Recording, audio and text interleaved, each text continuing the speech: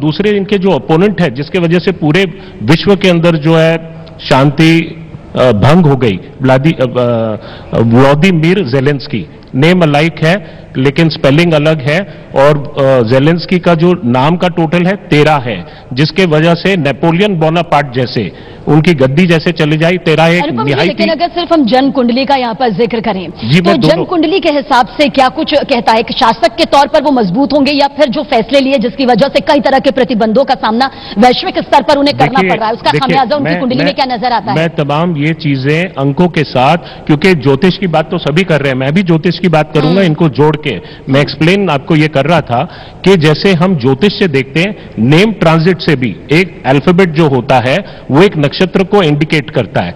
तो इस समय जो इनका जो ट्रांजिट ऑफ लेटर्स चल रहा है नाम से, वो IHI, ये ट्रांजिट होके टोटल हो गया है 23, और इनका पर्सनल ईयर जो है 5। पर्सनल ईयर मतलब जन्म तारीख, महीना और करंट ईयर को जोड़ते हैं।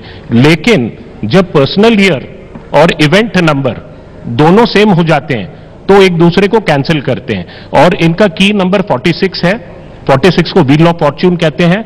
2022 इस साल का अगर हम जानना चाहते हैं, उसको ऐड करते हैं तो 16 आता है, जिसको ब्लास्टेड टावर कहते हैं, शैटर्ड सिटाडेल कहते हैं। टावर के ऊपर लाइटनिंग गिरती है और उस पे जो इंसान है, नहीं मुझे कंप्लीट करने दीजिए, I am coming to your horoscope question also.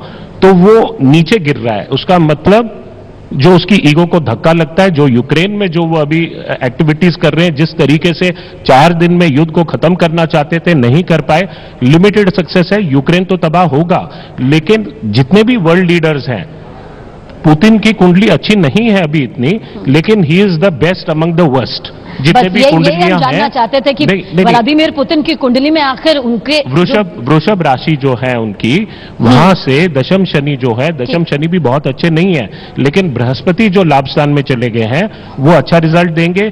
Ketu चंद्र राशि से छठे चले गए हैं, वो शत्रुओं को नाश करेंगे। तो कुल मिलाकर हम देखते हैं उनका जो सिग्नेचर मैं दिखाना चाह रहा था, अगर आप पैन करके दिखा पाएंगे, ये बहुत विशेष है क्योंकि ये कोई और पैनलिस्ट जो है इस पे स्टडी नहीं किया है और आप लोग का भी ध्यान नहीं होगा। बेनिटो मुसोलिनी, आप पैन कीजिए कैमरा जी।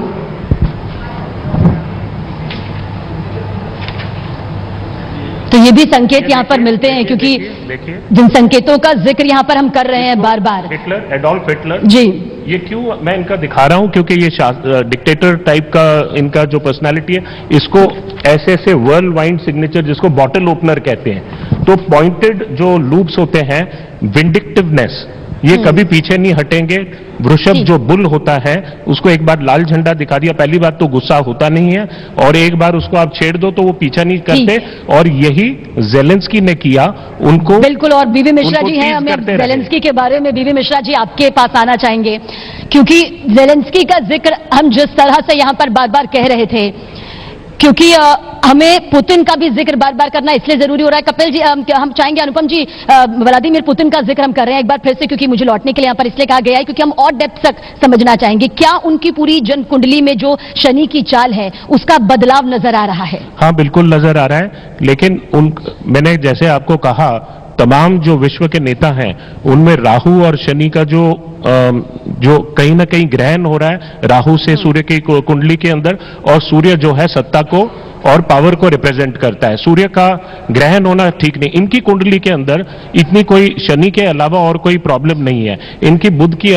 महादशा कुछ यहाँ पर अभी बस अपने टीवी स्क्रीन पर हम लोग दिखा रहे हैं उनकी कुंडली पूरा। हम चाहेंगे क्योंकि हमारे दर्शक जो देख रहे होंगे वो पूरी तरह से सटीक जानकारी से ये समझ सकें कि शनि की चाल, कहते हैं बड़ी मंद तरीके से चलते हैं वो अपनी चाल को, लेकिन जब चलते हैं तो बहुत सारे बदलाव, बहुत सारे परिवर्तन देखने को मिलते हैं। ये व्लादिमीर पुतिन की कुंडली इस वक्त सामने है, हम चाहेंगे इसके जरिए आप थोड़ा सा समझा दें।